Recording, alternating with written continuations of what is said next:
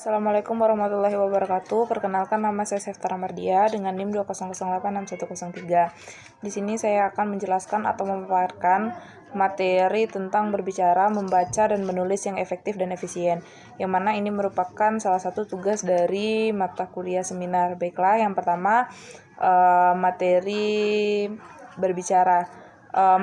Berbicara yang baik dan efisien yaitu berbicara yang mana perkataan atau ucapan secara lisan yang dapat dimengerti oleh audiens yang mendengar, yang mana maksud dan tujuan dari berbicara itu tersampaikan oleh orang yang mendengarkan.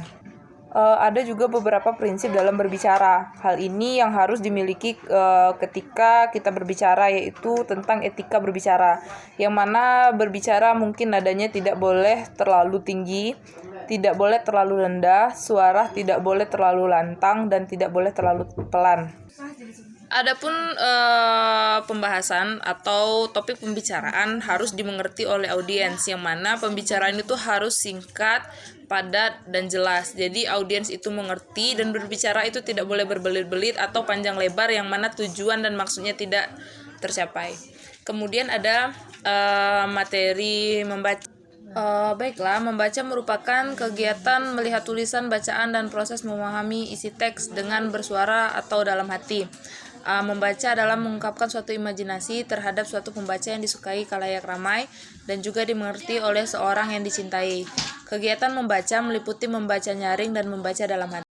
Adapun kegiatan membaca adalah salah satu hobi bagi mungkin salah seorang individu, yang mana membaca adalah melihat isi buku, tulisan yang mana nantinya akan kita baca, kemudian kita pahami untuk menambah pengetahuan dan memperluas wawasan.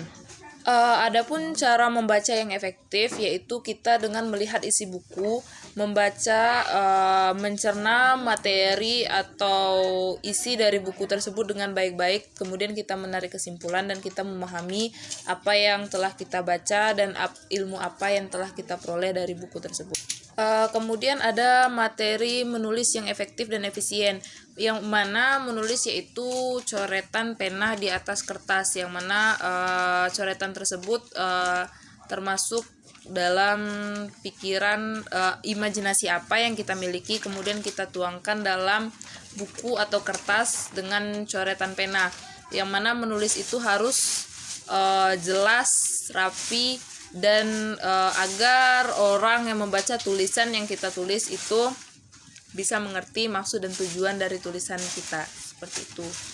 Baiklah, sekian materi yang dapat saya sampaikan.